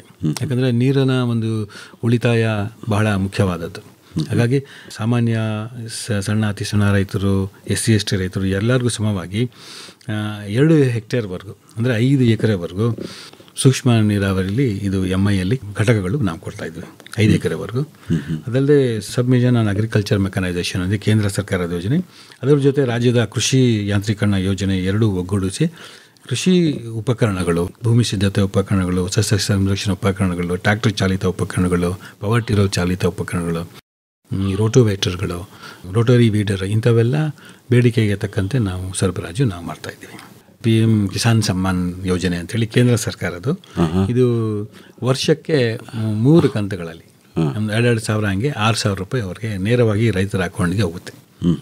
ಇದರಲ್ಲಿ ನಮ್ಮ ರೈತರು KYC ಮಾಡ್ಕೋಬೇಕು. ಯಾರು KYC ಮಾಡ್ಕೊಂಡಿರ್ತಾರೆ ಅವರಿಗೆ ನೇರವಾಗಿ ಅವ್ರ ಅಕೌಂಟಿಗೆ ಹೋಗುತ್ತೆ. ಈಗಾಗಲೇ 17 ಕಂತು ವಿತರಣೆ ಆಗಿದೆ. 17 ಕಂತು ಈ ನೆಕ್ಸ್ಟ್ ಕಂತು ಬರಬೇಕಾದ್ರೆ ಇನ್ನು ಕೆಲವರು ರೈತರು 84% ನಮ್ಮ ಜಿಲ್ಲೆಯಲ್ಲಿ KYC ಆಗಿರೋದು. ಇನ್ನು 16% ಅಷ್ಟು KYC ಮಾಡ್ಕೋಬೇಕು. ಅಲ್ಲ, ಈಗ ಇನ್ನೂ ಹೊಸದಾಗಿ ಮಾಡೋಕ್ಕೂ ಅವಕಾಶ ಇದೆಯಾ? ಹೊಸದಾಗಿ ಅಂದರೆ 2019ಕ್ಕಿಂತ ಹಿಂದೆ ಯಾರು ಮಾಡ್ಕೊಂಡಿದ್ದಾರೆ ಜಮೀನಿದೆ ಅವರಿಗೆ ಅವಕಾಶ ಇದೆ. ನಾನೀಗ ಹೊಸದಾಗಿ ನಾನು ತಗೋತೀನಿ ಅಂದರೆ ಅವಕಾಶ ಇಲ್ಲ. 2019 ಜನವರಿಗಿಂತ ಹಿಂದೆ ಯಾರು ರೈತ ಅವ್ರ ಹೆಸರಲ್ಲಿ ಜಮೀನಿದೆ ಅವ್ರಿಗೆ ಬರುತ್ತೆ. ಆಮೇಲೆ ಈ ತಂದೆ ಜಮೀನು ಮಗನಿಗೆ ಹೋದರೆ ಈಗ ಡಾಕ್ಯುಮೆಂಟ್ ಆದರೆ ಈಗ ಒಂದು ಪೋಡಿ ಎಲ್ಲ ಹಾಕಿದರೆ ಅವ್ರಿಗೂ ಕೂಡ ಅವಕಾಶ ಇದೆ. ಈಗ ನನ್ನ ಹತ್ರ ಜಮೀನಿಲ್ಲ, ನಾನು ಹೊಸದಾಗಿ ನಾನು ತಗೋತಾ ಇದ್ದೀನಿ ಅಂದರೆ ನನಗೆ ಇದರಲ್ಲಿ ಅವಕಾಶ ಇಲ್ಲ. ಅಂದರೆ ಅವರು ರೈತರಾಗಿರ್ಬೇಕು. ರೈತರಾಗಿರ್ಬೇಕು. ಅದು 2019 ಹಿಂದೆ ಆಗಿರೋ ಇಸ್ವಿಗಿಂತ ಮುಂಚೆ ರೈತರಾಗಿರ್ಬೇಕು. ಅಥವಾ ಅವ್ರ ತಂದೆ ರೈತರಾಗಿದ್ರು, ಮಕ್ಕಳಿಗೆ ಆದರೆ ಮಕ್ಕಳಿಗೆ ಜಮೀನು ಬಂದಿದೆ ಅವರಿಗೆ ಅರ್ಹರಿರ್ತಾರೆ ಅಲ್ವಾ? ಕೆಲವರು ಜನಪ್ರತಿನಿಧಿಗಳು ಇದರಲ್ಲಿ ಅರ್ಹರಿರೋದಿಲ್ಲ. ಆಮೇಲೆ tax payers, professionals, doctors, lawyers, government employees, corporate ಸೆಕ್ಟರ್ಸಲ್ಲಿ ಎಂಪ್ಲಾಯೀಸ್ ಯಾರ್ಯಾರು IT ಪೇ ಮಾಡ್ತಾರೆ ಅವರೆಲ್ಲ ಅರ್ಹರಿರೋದಿಲ್ಲ ಈ ಯೋಜನೆಯಲ್ಲಿ. ಅಲ್ಲ ಸರ್, ಈಗ ತಂದೆಗೆ ಇಬ್ರು ಮಕ್ಳು ಇರ್ತಾರಪ್ಪ. ಹೌದು. ಇಬ್ಬರಿಗೂ ಸಮಾನವಾಗಿ ಅಲ್ಲ ಜಮೀನು ಹಂಚಿಕೆ ಆಗಿರುತ್ತೆ. ಅವಾಗ ಇಬ್ಬರಲ್ಲಿ ಯಾರು ಒಬ್ರು ತಗೋಬೇಕಾ ಅಥವಾ ಇಬ್ರು ತಗೋಬೋದಾ? ಕುಟುಂಬ, ರೈತ ಕುಟುಂಬಕ್ಕೆ, ಒಂದು ಕುಟುಂಬಕ್ಕೆ ಒಬ್ರು, ಇಬ್ರು ಡಿವೈಡ್ ಆಗಿ ರೇಷನ್ ಕಾರ್ಡ್ ತಗೊಂಡು ಇಬ್ರು ಫ್ಯಾಮಿಲೀಸ್ ಇದ್ರೆ ಇಬ್ರಿಗೂ ಬರುತ್ತೆ. ಹೌದಾ? ಹೌದು. ಅಂದರೆ ಡಾಕ್ಯುಮೆಂಟ್ನ ಅವ್ರು ಪ್ರೊಡ್ಯೂಸ್ ಮಾಡಬೇಕು. ಇಲ್ಲ ನಾವು ಇಬ್ರು ಜಂಟಿಯಾಗಿದ್ದೀವಿ, ತಂದೆ ಜೊತೆ ಮಕ್ಕಳು ಜಂಟಿಯಾಗಿದ್ದಾರೆ, ಒಂದೇ ಕುಟುಂಬದಲ್ಲಿ ಇದ್ದಾರೆ, ಜಮೀನು ಬೇರೆ ಬೇರೆ ಇದ್ರೂ ಒಂದೇ ಕುಟುಂಬ ಇದ್ರೆ ಕುಟುಂಬಕ್ಕೆ ಬರೋದು, ಒಂದು ಕುಟುಂಬಕ್ಕೆ. ಅಲ್ಲ ಸರ್, 2019ಕ್ಕಿಂತ ಮುಂಚೆ ಒಬ್ಬ ರೈತ ಇದ್ದ, ಅವನಿಗಿಬ್ರು ಗಂಡು ಮಕ್ಕಳಿದ್ರು. ಹೌದು. ಸೊ ಈಗ ಆ ರೈತ ಪಾವತಿ ಆದ್ಮೇಲೆ ಇಬ್ರು ಗಂಡು ಮಕ್ಕಳಿಗೂ ಸಪರೇಟ್ ಆಗಿ ಖಾತೆ ಆಯ್ತು. ಅವರಿಬ್ರು ಪ್ರತ್ಯೇಕವಾಗಿ ನಾವು ಕುಟುಂಬ ಅಂತ ಕ್ಲೈಮ್ ಮಾಡಿದ್ರೆ ಇಬ್ಬರಿಗೂ ಬರುತ್ತೆ. ಇಬ್ಬರು ಪ್ರತ್ಯೇಕವಾಗಿ ಕುಟುಂಬ ಅಂತ ಮಾಡ್ಕೋಬೇಕು ಅಲ್ವಾ? ರೇಷನ್ ಕಾರ್ಡಲ್ಲಿ ಇದು ಮಾಡಿದ್ರೆ ಅಲ್ಲಿ ಗೊತ್ತಾಗುತ್ತೆ ಕುಟುಂಬ ಅಂತೇಳಿ. ಆಮೇಲೆ ಇದರಲ್ಲಿ ಸಣ್ಣ ರೈತರಿಗೂ, ಅತಿ ಸಣ್ಣ ರೈತರಿಗೂ, ದೊಡ್ಡ ರೈತರಿಗೂ ಎಲ್ಲರಿಗೂ ಸಮವಾಗಿ 1 ಎಕರೆಗಿದ್ರು ವರ್ಷಕ್ಕೆ 6,000, 100 ಎಕರೆ ಇದ್ರೆ ವರ್ಷಕ್ಕೆ 6,000. ಆದರೆ ಇದರಲ್ಲಿ IT ಪೇಯರ್ಸ್ ಆಗಿರಬಾರ್ದು. ಅದೊಂದು ಒಳ್ಳೆ ಯೋಜನೆ. 6,000 ರೂಪಾಯಿ ರೈತರಿಗೆ ಒಂದು ಬೀಜ, ಬಿತ್ತನೆ ಬೀಜ, ರಸಗೊಬ್ಬರ ತಗೊಳ್ಳಿಕ್ಕೆ ಒಂದು ಅನುಕೂಲ ಆಗುತ್ತೆ. ಕೇಂದ್ರ ಸರ್ಕಾರದ ಒಂದು ಮಹತ್ವದ ಯೋಜನೆ. ಅದು ಇತ್ತೀಚೆಗಷ್ಟೇ ಪ್ರಧಾನಮಂತ್ರಿಗಳು 2,000 ರೂಪಾಯಿ ಪ್ರತಿಯೊಬ್ಬ ರೈತನ ಖಾತೆಗೂ ಹಣ ಹಾಕಿದ್ರು. ಅದು 17ನೇ ಕಂತದು ಅಲ್ವಾ? ಅಂದರೆ ಈಗ ಇದಕ್ಕೆ ಸಂಬಂಧಪಟ್ಟಂತೆ ಏನೇ ಅನುಮಾನಗಳಿದ್ರು ಇಲಾಖೆನ ಸಂಪರ್ಕ ಮಾಡಬೇಕು ಅಲ್ವಾ? ಹೌದೌದು. ಅಂದರೆ ಒಂದು ಪಹಣಿ, ಒಂದು ಸರ್ವೆ ನಂಬರ್, ಆಧಾರ್ ಕಾರ್ಡ್ ತೊಗೊಂಡೋದ್ರೆ ಆಯಿತು. ಕೆಲವ್ರದ್ದು ಆಧಾರ್ ಲಿಂಕ್ ಆಗಿರೋದಿಲ್ಲ, ಆಧಾರ್ ಸೀಡಿಂಗ್ ಆಗಿರೋದಿಲ್ಲ, ಅವ್ರಿಗೂ ಕೂಡ ಹೋಗೋದಿಲ್ಲ. ಯಾಕೆಂದರೆ ಇದು ನೇರವಾಗಿ DBT ಮುಖಾಂತರ ಹೋಗಿರೋದ್ರಿಂದ ಎಲ್ಲ ದಾಖಲೆಗಳು ಒಂದೇ ಇರಬೇಕು. ಕೆಲವರು ಈಗ ನಾರಾಯಣಪ್ಪ ಅಂತ ಹಾಕೊಳ್ತಾರೆ, ಇನ್ನು ನಾರಾಯಣ ರೆಡ್ಡಿ ಅಂತ ಹಾಕ್ತಾರೆ, ಬೇರೆ ಬೇರೆ ಹೆಸರುಗಳಿದ್ರೆ ಅದು ಮ್ಯಾಚ್ ಆಗಿಲ್ಲ ಅಂತ ಬರೋದಿಲ್ಲ. ಅವಾಗ ಏನು ಮಾಡಬೇಕಂದ್ರೆ ರೈತರು ರೈತ ಸಂಪರ್ಕ ಕೇಂದ್ರಕ್ಕೆ ಹೋಗಿ FIDಯಲ್ಲಿ ಚೇಂಜ್ ಮಾಡಬೇಕು. ಅಂದರೆ ಆಧಾರಲ್ಲಿ ಏನು ಹೆಸರು ಇರ್ತದೆ, ಆಧಾರಲ್ಲಿ ಏನು ಹೆಸರು ಅದೇ ಥರ ಹೆಸರು FIDಯಲ್ಲಿ ಮಾಡಬೇಕು. ನಾವು ಮಾಡಿಕೊಡ್ತೀವಿ. ಅವರು ಈ ಥರ ಇದೆ ನಮ್ಮದು ಆಧಾರಲ್ಲಿ, ನಮ್ಮ ಚೇಂಜ್ ಮಾಡ್ಕೊಂಡಿರ್ತಾರೆ ಆಧಾರದಲ್ಲಿ, ಬಟ್ FIDಯಲ್ಲಿ ಅಪ್ರೂವ್ ಮಾಡೋದಿಲ್ಲ. ಅವಾಗ ಬರೋದಿಲ್ಲ ಅವ್ರಿಗೆ ಅಲ್ವಾ? ಅದು ಬರೋದಿಲ್ಲ. ಆಮೇಲೆ ಬೆಳೆ ಪರಿಹಾರ ದುಡ್ಡು ನಾವೇನು ಬರ ಅಂತ ಡಿಕ್ಲೇರ್ ಮಾಡಿ ಕಂದಾಯ ಇಲಾಖೆಯಿಂದ ಸರ್ಕಾರದಿಂದ ಕೊಡ್ತಾರೆ, ಅದು ಕೂಡ ಜಮೆ ಆಗೋದಿಲ್ಲ. ಹಾಗಾಗಿ ಅವರೆಲ್ಲ ಡಾಕ್ಯುಮೆಂಟ್ಸಲ್ಲಿ ಒಂದೇ ಥರ ಹೆಸರು ಇರಬೇಕು. ಅಕಸ್ಮಾತ್ ವ್ಯತ್ಯಾಸ ಇದ್ದರೆ ರೈತ ಸಂಪರ್ಕ ಕೇಂದ್ರಕ್ಕೆ ಹೋಗಿ ನಾವು ಮಾಡಿಕೊಡ್ತೀವಿ. ಅದೇ ಸರ್, ಈಗ ಆಧಾರಲ್ಲಿ ಬದಲಾವಣೆ ಮಾಡಿದ್ಮೇಲೆ FIDಗೆ ಬಂದು ಅಲ್ಲಿ ಅರ್ಜಿ ಕೊಡಬೇಕು. ಮತ್ತು ಬ್ಯಾಂಕಿಗೆ ಹೋಗಿ ಬ್ಯಾಂಕಲ್ಲೂ ಕೂಡ ನೋಡ್ರಪ್ಪ ನನ್ನ ಹೆಸರು ಬದಲಾಗಿದೆ ಅಂತ ಹೇಳಿ ಆಧಾರ್ನ ಅಕೌಂಟ್ಗೆ ಲಿಂಕ್ ಮಾಡಬೇಕು. ತುಂಬ ಜನ ರೈತರು ಹೇಳ್ತಾರೆ, ಅಭಿತ್ ಸರ್ ಈಗ 1-2 ಕಂತು ಬಂತು, ಆಮೇಲೆ ಬರ್ತಾ ಇಲ್ಲ ನನಗೆ ಅಂತ. ಅದು ಬಹುಶಃ ಈ ಕಾರಣಕ್ಕಾಗಿನ IT ಪೇ ಮಾಡಿದ್ರು ಬರೋದಿಲ್ಲ. ಈಗ 2 ವರ್ಷ 2 ಕಂತು ಬರೋವರೆಗೂ ಅವರು IT ಪೇ ಮಾಡಿರೋದಿಲ್ಲ. 3ನೇ ಕಂತು ಬರೋಷ್ಟೊತ್ತಿಗೆ ಅವರು IT ಪೇ ಮಾಡಿರ್ತಾರೆ, ಅವಾಗ ಅವ್ರು ಬರೋದಿಲ್ಲ. ಅಲ್ಲ, ಅದೊಂದು ಕಾರಣ ಇರ್ಬೋದು. ಮೇಲೆ ಈ ಕಾರಣಗಳು ಜಾಸ್ತಿ ಹೆಚ್ಚಾಗಿ ಅಲ್ವಾ? ಇನ್ನು ನಮ್ಮಲ್ಲಿ 16% ಇಂಥ ಸಮಸ್ಯೆಗಳಿದ್ದಾವೆ. ಅದು ಕೆಲವರು ಆಬ್ಸೆಂಟಿ ಲ್ಯಾಂಡ್ಲಾರ್ಡ್ಸ್ ಇದ್ದಾರೆ. ಅಂದರೆ ಅವ್ರಿಗೂ ಆಸಕ್ತಿ ಇಲ್ಲ. ನಾವು ಎಷ್ಟೇ ಸತಿ ಕಾಂಟ್ಯಾಕ್ಟ್ ಮಾಡಿದ್ರೆ ಹೋಗ್ರಿ ನಿಮಗೆ ಬೇಡ ನಮಗೆ ಅಂತೇಳಿ ಹೋಗ್ತಾರೆ. ಕೆಲವರು ಈ ಚಾಮರಾಜನಗರ ಅಕ್ಕಪಕ್ಕ, ತಮಿಳುನಾಡು, ಕೇರಳ, ಆಮೇಲೆ ಕೆಲವರು ಬೆಂಗಳೂರಲ್ಲಿ ಕೂಡ ಇದ್ದಾರೆ ಆಬ್ಸೆಂಟಿ ಲ್ಯಾಂಡ್ಲಾರ್ಡ್ಸ್. ಅವು ಸಿಗೋದಿಲ್ಲ ನಮ್ಮ ಕೈಗೆ. KYC ಮಾಡ್ಕೊಳ್ಳಿ ಅಂದರೆ ಅವರು ಏನು ಸ್ಪಂದಿಸೋದಿಲ್ಲ. ಹಾಗಾಗಿ ಇದು 16% ಅಷ್ಟು ನಮ್ಮ ರಾಜ್ಯದಲ್ಲಿ ಅತಿ ಕಡಿಮೆ ಇರೋದು ನಮ್ಮದೇ ಚಾಮರಾಜನಗರ ಜಿಲ್ಲೆ KYC ಮಾಡಿದ್ರಲ್ಲಿ. ಬೆಂಗಳೂರು, ಚಾಮರಾಜನಗರ, ಕೊಡಗು ಇಲ್ಲಿ ಕೂಡ ಕಡಿಮೆ ಇದೆ. ಅಂದರೆ ನೀವು ರೈತರು ಮುಂದೆ ಬಂದು ಮಾಡಿಸ್ಕೊತೀನಿ ಅಂದರೆ ಮಾಡ್ಕೊಡೋದು ನೀವು ಸಿದ್ಧ ಇದ್ದೀವಿ, ರೈತರು ಬರ್ತಾ ಇಲ್ಲ ಅಲ್ವಾ? ಹೌದು. ಹಾಗಾಗಿ ನಾವು ವಿಲೇಜ್ ಲೆವೆಲ್ ನೋಡಲ್ ಆಫೀಸರ್ ಕೂಡ ಐಡೆಂಟಿಫೈ ಮಾಡಿದ್ವಿ, ಅವ್ರ ಕಡೆಯಿಂದನೂ ನಾವು ಮಾಡಿಸ್ತಾ ಇದ್ದೀವಿ. ಓಕೆ ಸರ್, ಈಗ ಬೆಳೆ ಸಮೀಕ್ಷೆ ನಿಮ್ಮ ಒಂದು ಇಲಾಖೆಯ ಬಹಳ ದೊಡ್ಡ ಕಾರ್ಯಕ್ರಮ ಅಲ್ವಾ ಸರ್? ಅದ್ರ ಬಗ್ಗೆ ಒಂದು ಸ್ವಲ್ಪ ಹೇಳ್ಬೋದಾ ಸರ್? ಇದು ಬೆಳೆ ಸಮೀಕ್ಷೆ ಈಗಾಗಲೇ ಶುರು ಆಗಿದೆ ಸರ್, ಆ್ಯಪ್ ಮೂಲಕ. ಸ್ಮಾರ್ಟ್ಫೋನ್ ಆಪ್ರೇಟ್ ಮಾಡಲಿಕ್ಕೆ ಯಾರ್ಯಾರು ಬರುತ್ತೆ ಅವರೆಲ್ಲ ಸ್ವಂತನೂ ಮಾಡ್ಕೋಬೋದು. ರೈತರೇ ಸ್ವತಃ ಅವ್ರ ಹೊಲದಲ್ಲಿ ನಿಂತ್ಕೊಂಡು ರೈತರ ಬೆಳೆ ಸಮೀಕ್ಷೆ ಅಂತ ಆ್ಯಪ್ ಇದೆ, ಅದರಲ್ಲಿ ಡೌನ್ಲೋಡ್ ಮಾಡಿಕೊಂಡು ಆ್ಯಂಡ್ರಾಯ್ಡ್ ಫೋನ್ನಲ್ಲಿ ಅಥವಾ ಇದರಲ್ಲಿ iOS ಅಲ್ಲಿ ಕೂಡ ಹೋಗಿ ಅವ್ರ ಹೊಲದಲ್ಲಿ ನಿಂತ್ಕೊಂಡು ಏನೇನು ಬೆಳೆದಿರ್ತಾರೆ ಅದು ಹಾಕಬೇಕು. ಬೆಳೆ ಸಮೀಕ್ಷೆ ಮತ್ತು ಈ ಪಹಣಿ ಭೂಮಿ ಎಲ್ಲ ಲಿಂಕ್ ಆಗಿದೆ, ಕ್ರಾಪ್ ಸರ್ವೆದೆಲ್ಲ. ಈಗ ಈ ಬೆಳೆ ಸಮೀಕ್ಷೆ ಯಾಕೆ ಮಾಡಬೇಕಂದ್ರೆ ಇದರಲ್ಲಿ ಪಾರದರ್ಶಕತೆ ಹೆಚ್ಚಾಗಿದೆ. ಈ ಯಾಕೆ ಮಾಡ್ತಾರೆ ಅಂದರೆ ಕ್ಷೇತ್ರ ಮಟ್ಟದಲ್ಲಿ ಈ ಪ್ರೈವೇಟ್ ರೆಸಿಡೆಂಟ್ಸ್ ಅಂಥೇಳಿ, ಖಾಸಗಿ ನಿವಾಸಿಗಳು ಅಂಥೇಳಿ, ಅಂದರೆ ಅವ್ರು ಏನು SLC ಫೇಲ್ ಆದರೂ ಪರವಾಗಿಲ್ಲ, ಪಾಸ್ ಆದರೂ ಪರವಾಗಿಲ್ಲ, ಒಂದು ಸ್ಮಾರ್ಟ್ಫೋನ್ ಆಪ್ರೇಟ್ ಮಾಡ್ಲಿಕ್ಕೆ ಬಂದರೆ ಸಾಕು, ಅವ್ರನ್ನ ಐಡೆಂಟಿಫೈ ಮಾಡಿ ತಹಸೀಲ್ದಾರ್ ಲಾಗಿನ್ನಲ್ಲಿ ಅವ್ರಿಗೆ ರಿಜಿಸ್ಟ್ರೇಷನ್ ಮಾಡ್ತೀವಿ. ಅವರು ಆ ವಿಲೇಜ್ ಮ್ಯಾಪ್ ಡೌನ್ಲೋಡ್ ಮಾಡ್ಕೋತಾರೆ. ಈಗ ತಾವು ಕೇಶವಮೂರ್ತಿ ಸಾಹೇಬರು ಅವ್ರ ಹೊಲದಲ್ಲಿ ಹೋದರೆ ಅಲ್ಲಿ ಎಷ್ಟು ಬೌಂಡ್ರಿ ಬರುತ್ತೆ ಅಲ್ಲಿ ತೋರಿಸುತ್ತೆ. ಅಲ್ಲಿ ಬೆಳೆ ಸಮೀಕ್ಷೆ ಮಾಡಬೇಕಾದ್ರೆ ಹೊಲಕ್ಕೆ ಹೋಗಲೇಬೇಕು, ಇಲ್ಲಾಂದರೆ ಆ ಆ್ಯಪ್ ವರ್ಕ್ ಆಗೋದಿಲ್ಲ.